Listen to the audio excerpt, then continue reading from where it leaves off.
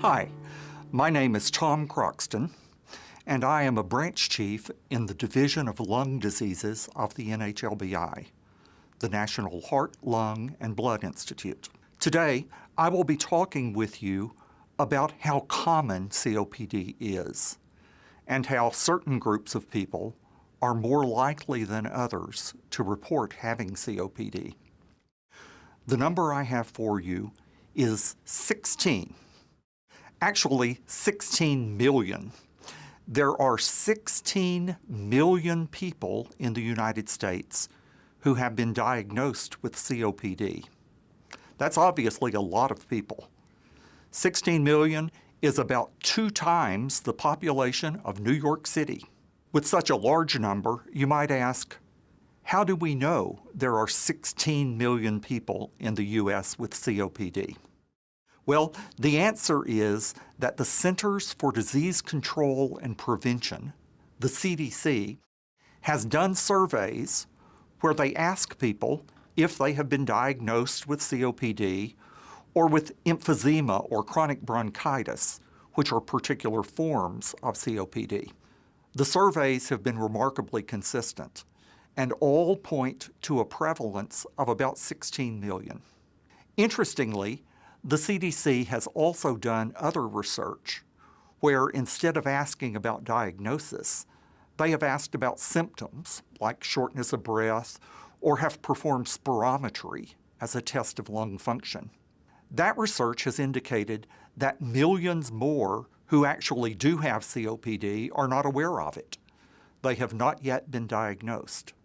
So the total number of people who have COPD is probably more than 16 million, perhaps 20 to 30 million.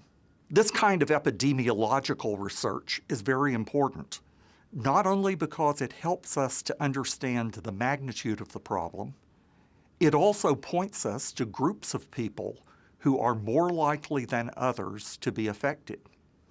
For example, and this was recognized more than 50 years ago, COPD is much more common among people with a history of cigarette smoking. That fact led to our understanding that cigarettes can cause COPD, and that has driven a lot of our research about the biological basis of this disease. But there are a lot of other associations, and we are just now beginning to understand why certain risk factors are associated with the disease. For example, COPD becomes more common as people get older. And NHLBI-supported researchers are very interested in studying how the biology of aging intersects with the pathogenesis of COPD. Other risk factors may give us additional clues that eventually lead to better treatments for this disease. COPD is more common in certain parts of the country, generally the Mississippi and Ohio River valleys and the southeastern part of the country. Some of this may be explained by smoking, but there may be other contributors as well. COPD is now more common among women than among men. For the last several years, more women have died of COPD than have men. There also appear to be racial and ethnic differences.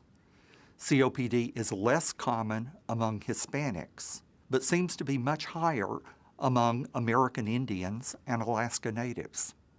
There may be important genetic factors that predispose certain people to get COPD. We've known about one for some time now, a condition called alpha-1 antitrypsin deficiency.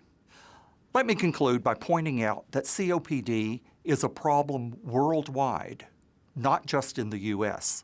The World Health Organization estimates that 65 million people are affected by COPD worldwide. Interestingly, in certain countries, COPD seems to occur primarily not in cigarette smokers, but in women who use open fires for cooking indoors. Better understanding how fine particles in the air and noxious fumes can cause COPD may help us to understand the causation of this disease in Americans who have never smoked. In fact, 20 to 25% of COPD in the U.S. may occur in never smokers. So if you have symptoms of lung disease, such as cough or shortness of breath, even if you've never smoked, talk to your healthcare provider about it. Learn more about COPD. Visit copd.nhlbi.nih.gov.